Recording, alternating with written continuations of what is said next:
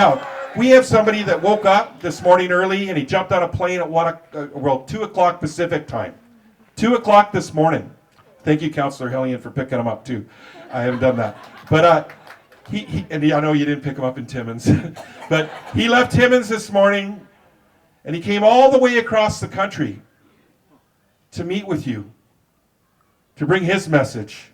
Now, Charlie Angus, I've served with Charlie Angus for the last 9 years in the House of Commons. And Courage is Charlie's middle name. I know you got another one, but it's Courage. It's Courage. This is a guy who cares. Someone who loves everyone. Stands up for all people, working people, miners in his community. So it's cool that he's in the heart of Vancouver Island, heart of the story of mining, and a tough story. We brought him to Ginger's grave earlier today so he could connect, with Ginger and Ginger's sacrifice. The sacrifices, the shoulders that we stand on today. And Charlie, what I saw Charlie do in the House of Commons, he led the way with Cindy Blackstock in standing up for Indigenous children. Standing up for Indigenous children. Vulnerable Indigenous children that weren't getting access to basic healthcare and education. The injustice that was taking place. And no one fought harder in the history of this country for Indigenous children than Charlie Angus. Charlie Angus stands up every day for workers, for everyday people. And he's come all the way here to elbows up. To elbows up. And to share his incredible message that we're so proud and honored that he's been delivering. So, without further ado, Charlie Angus. What an honor to be back in Cumberland, a mining town, and to stand on the shaft of the number 6. For me, this is sacred ground. My grandfather, Charlie Angus, died at the Hollinger mine in Timmins. My grandfather, McNeil, broke his back underground and then was poisoned for years working in gold. So to stand here and have it commemorated by your community shows that you know your history. And this is a time when we need to know our history. We need to know our stories, because our stories are being denied to us by a thug who lives down in Mar-a-Lago, who says we don't even have a right to a country. And his loser friends like Joe Rogan had said, well, maybe if Canada had ever had an army. Yeah, Joe, you want to mess with our guys and gals? Any day, Joe, come on. No, but he won't come to Canada anymore. He says he's going to Russia. Good, you Putin troll. But I wanted to say this thing about our history and our connection, because I wasn't going to be able to come. And Gord, man, that guy's hard. How do you say no to him? So I finally said, I'll come to Cumberland. And he said, what do you need? And I said, I need to visit Ginger Goodwin's grave. Because we need our stories of resistance as well. The resistance of the working people who stood up to the coal bosses. That's in our blood. That's who we are. And we have to conjure that at this time. But I also asked him another thing. I said, I want to see the Japanese commemoration graveyard. Because that's our history too. The pioneers who were imprisoned for their racial background, and then their tombstones were desecrated. That's our history. But the reason I had to visit the Japanese graves today, you may not know. When they came after the war to rebuild and build that beautiful monument, there is a plaque that says that some of the money that rebuilt that came from 598 mine mill nickel and copper workers from Sudbury, Ontario, just down the road from me. And that's our story too. And that's an important story, because you've got guys like Poilievre, who's never had a job in his life, going around about boots and suits. You know, they're trying to make the blue-collar people are rage buckets. They don't want foreigners, you know, they just want their big truck, and this false image that to be, you know, a blue-collar worker means that you don't have empathy. And I think of what it must have been like at Falconbridge Mine and at the smelter in Sudbury when they came up to those men and said, "We ask you to donate to fix a broken Japanese graveyard on Vancouver Island, 2,000 kilometers away." And those miners said yes. Because that's who we are as a nation. That's our story of togetherness. And we can't let the haters tell us that we're broken and divided. We aren't. Because when push comes to shove, Canada is a nation that stands up. That is really an important thing to understand.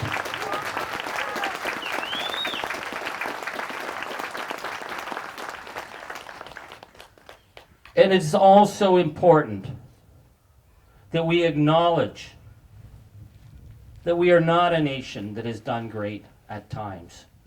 We have done horrific crimes. The crimes committed in the residential schools in my region at St. Anne's, we're still picking up the pieces through the generations.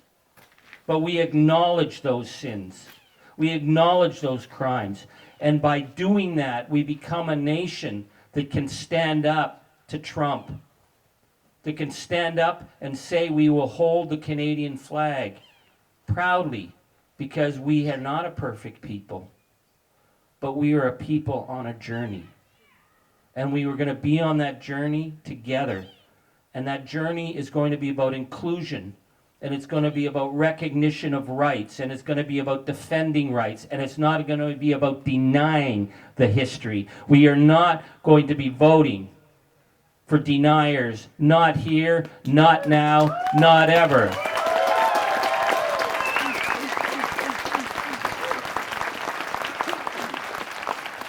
And this is why I had to come to Vancouver Island.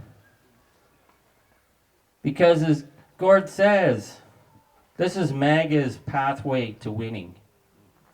And we cannot let such a great land and such great people be a backdrop to putting MAGA Maple in power. We cannot let that happen. Not now, not at this time, not in our history now, and definitely not ever. So I'm asking you to stand up and make sure that the residential school deniers are not given the power. That those who would take power, who won't even come and meet you or speak or say what they're going to do and think that they have a right to represent you, that you will not let that happen, because that is the antithesis of democracy.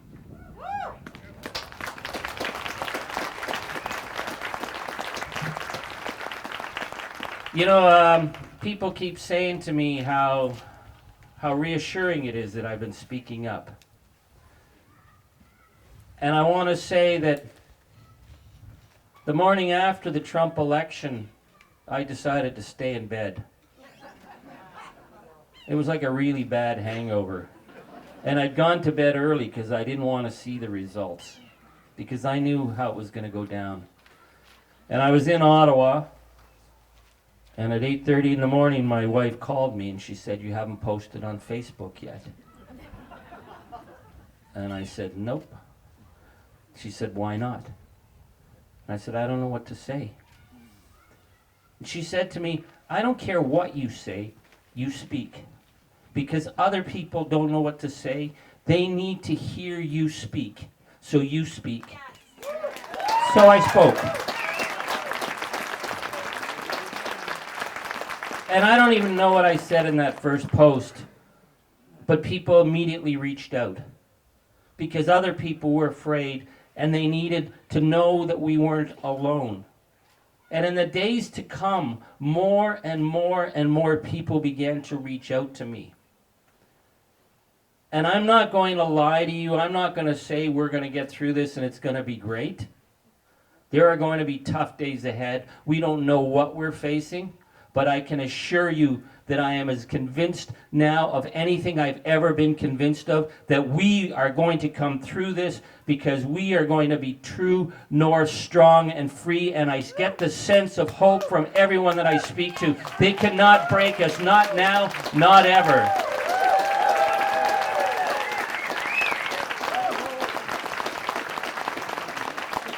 Because it's conjured up something in us that we had let lie dormant. I'll tell you what I was afraid of. What I was afraid of way more than Donald Trump was that we were sleepwalking to disaster. For the last 3 years, I have lived with this dread of us sleepwalking, that we were disconnected from one another, that we came out of COVID and we were cranky, and we heard that relentless beating of the MAGA maple drum. Canada is broken, Canada is broken, Canada is broken, and I knew we weren't broken. There's a Canada, exactly, but there's a Canada that lives in my mind that I knew, that I traveled, and I knew communities like this existed. I remember being here and thinking, but they're good people, we're not broken. But we were sleepwalking. And if Donald Trump did anything, he woke us up. Sucks to be you, Donald. Once Canada wakes up, sucks to be you. Yeah, exactly. And then we began to see something happening.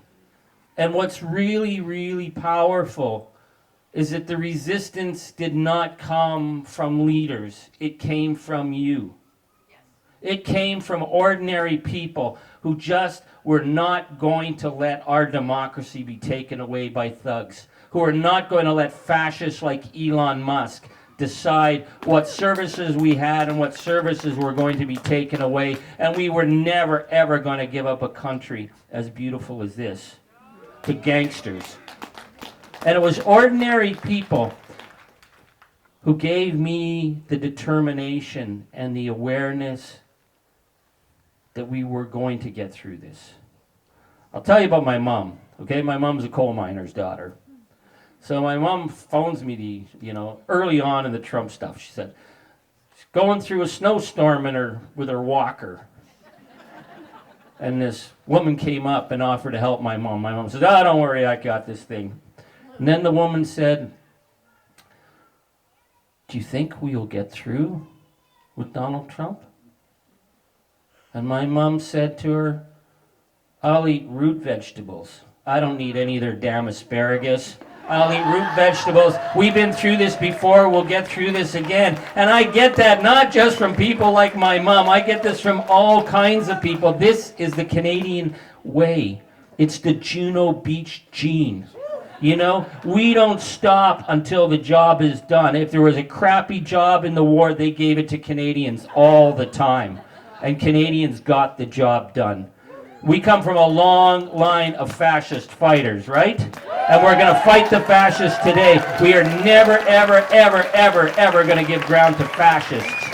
And that's what this election's about. We need our people here in Ottawa standing up on these issues. I just want to tell you a couple of other things that I saw. I went to the NATO meeting recently because I really wanted to be reassured, just like you want to be reassured. So I asked if I could be on the government delegation to go to Brussels, because I was sure, that Germany would say, "Whoa, Donald, you can't threaten a NATO ally." I was sure France would do something. I was kind of hoping the UK would. I mean, God, weren't we there on September 4th, 1939, helping out the UK? We were there, yeah, we were there. Damn right we were there. And they were all tiptoeing around MAGA. And these ugly, nasty Republicans were lording over, even as they were selling Ukraine down the river while we were meeting in Brussels, and they were selling up President Zelensky.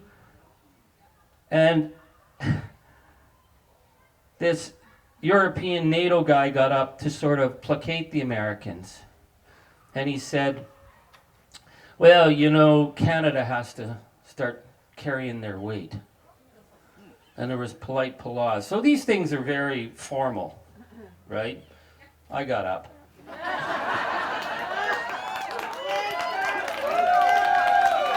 And I looked at this guy and I said, my wife's uncle's lying in a grave 15 minutes down the road. Are you telling me we didn't pick up to get you free of the Nazis? I said every 15 minutes from Normandy to Netherlands, our people lie in the ground. Don't you ever tell Canada that we didn't do our part, and we will always do our part. That's who we are.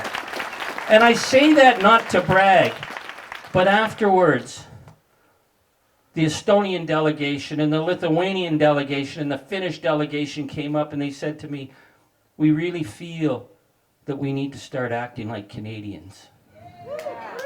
Because we are the front line of the defense against fascism right now. It is us and it is Ukraine. And if we drop the ball, it'll be Ukraine and Canada in the same situation. That's what we know we are facing. But it is not going to happen because we are unified.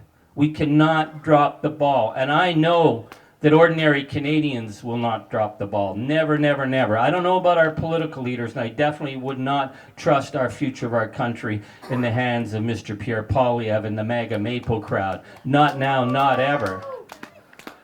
But if we are unified, we will be able to push them back. Because the United States right now, and I talk to Americans every single day who are watching us. And they're starting to now get some of their act together. They're not getting it from the Democrats. The Democrats aren't standing up to Trump. It's Canada. It's Canadians who are standing up to Trump. It's not the Europeans who are standing up to Trump. It's us. The boycott that you have taken on has a huge, powerful impact. Don't ever think it doesn't. When you refuse to buy American, when you refuse to visit America, you are putting economic pressure that they weren't expecting because they thought that we were chumps, right? They thought we were chumps. And then we said, yeah, just try it. And then Pete Navarro came out and said, whoa, Canada, stop with all that hockey talk. You're freaking us out. It's like, man, dude, like we haven't even started yet. And we haven't even set the women's team on the ice, you know? They're going to be really on the run, you know? Like, yeah. Because the thing is, yeah, he says, he thinks there's this tap that they're going to turn on, you know? And they're going to take our water, and they're going to take our critical minerals. There's nothing else they say they want from us. Yeah, they say they don't need anything, but there's something they do need to take from us. They need to take our decency.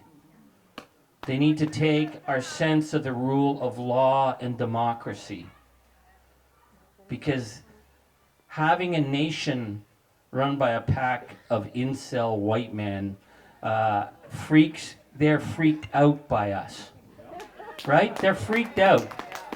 I mean, what are their terms that they're so terrified of being woke? Like what? They woke up one morning and it was a terrible thing. Yeah, well, if I was you, Donald Trump, and I woke up and I was in your skin, I think being woke would be pretty bad too. I'd try and sleep as long as I could, you know? And then they're freaked out by being Antifa, right? That was their last thing. Well, yeah, damn right. We're anti-fascists, yeah? My uncles kicked Nazi ass all over Europe. We'd do it again if we had to. So yeah, we're Antifa. And DEI. You know, they're so freaked out about this. I was actually talking to someone in my region who puts on this huge youth empowerment event for all of North America. And they have to change all the language because they can't make it look like it's inclusive. In Canada, because they're going to lose American funding. You know, a country that took Jackie Robinson's picture off the Pentagon, that took the Navajo Code Talker story off their Pentagon page. Shame indeed. They wouldn't recognize Ira Hayes, one of the most famous Indigenous war heroes of all time who raised the American flag at Iwo Jima. What did he get for that? He got a life of abuse, and they took his picture down because only white men can do this? That's who they're representing now. They're cowards. And so when they see DEI, again, I'm like, what's DEI? I know the American Republicans are all into DUI, but DEI, and it's like diversity, equity, inclusion. Well, damn right. That's who we are. That's our country. That's who we've always been. We will defend that, and we will never, ever let that gangster take it from us. Because we are a nation that is stronger by being together. And they're weaker because they're divided. So yeah, there's a lot more of them. A lot more. But man, I would take being in Canada right now any day of the week over the division and the fear and the rage south of the border. They're burning their country to the ground. And we can't let that happen here. So I need to ask you to do a couple of things. I need you to stay strong on the boycott, and I know you will be. We need to be strong. We cannot spend a dime south of the border. Because you know the day that Donald Trump launched his great liquidation sale of everything American on April 2nd, the great day that he promised, and now he's blinking and he's panicking and he's making all kinds of excuses. That day, 4 key Republicans voted against Trump on the Canadian tariffs, and they were from states that have been directly affected by the boycott. Kentucky, we cut off all their bourbon. Kentucky's now freaking out. Alaska, it sort of dawned on them. Whoa, we voted for MAGA, but we have to get through British Columbia. Thank you, British Columbia, for not making it easy for them. And Maine. Maine is basically a sister province of the Maritimes.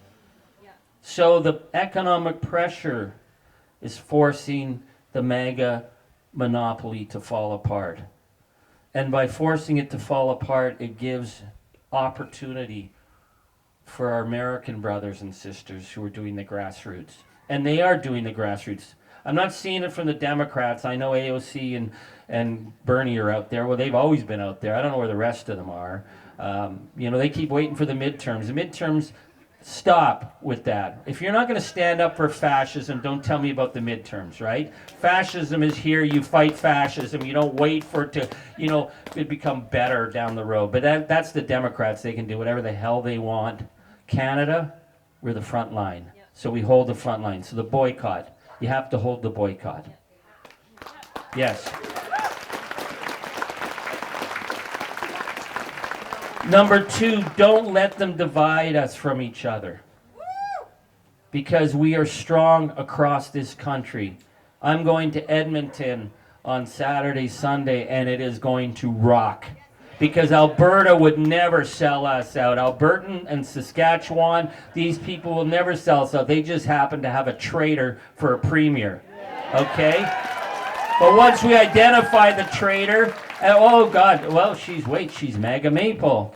Pierre Poilievre's never said anything about whatever Daniel Smith is doing to betray our nation. But Albertans and Saskatchewan, the Maritimes, Quebec, Ontario, BC, we are strong because we're different, but we share those same values of diversity, equity, inclusion, the rule of law, and the love of this incredible, beautiful land that nobody is ever, ever going to take from us. So I need you to not be divided from each other.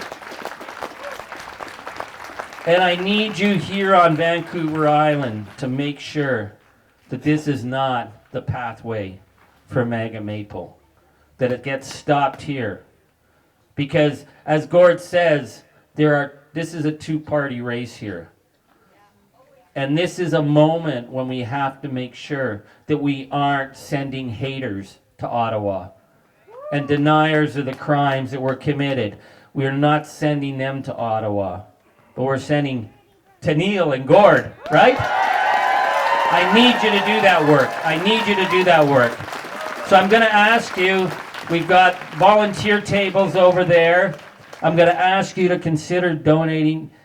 They paid for me to come out here. Because the Resistance Tour is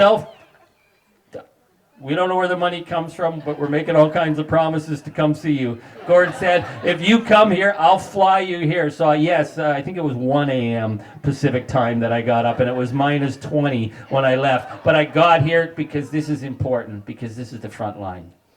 We're the front line, and we're going to hold the line. That's who we are. We're strong, and we're decent, and it's freaking them out. And the rest of the world is watching. I get messages every single day from all over the world through the work I'm doing with Charlie Angus Substack, The Resistance. I hope you read it every morning. Midas Touch, we're on that. Midas Touch has been great with us. We're getting messages from around the world that they're watching Canada as a symbol of democracy in an age of darkness. This is the age of darkness that we're in. This is the age of fascism, but we keep kicking at that darkness until it bleeds daylight. That's our job. That's what I need you to do, right? So it's going to be elbows up all the time, because we are true, we are north, we are strong, and we will always be free. Thank you, Miigwech. Elbows up.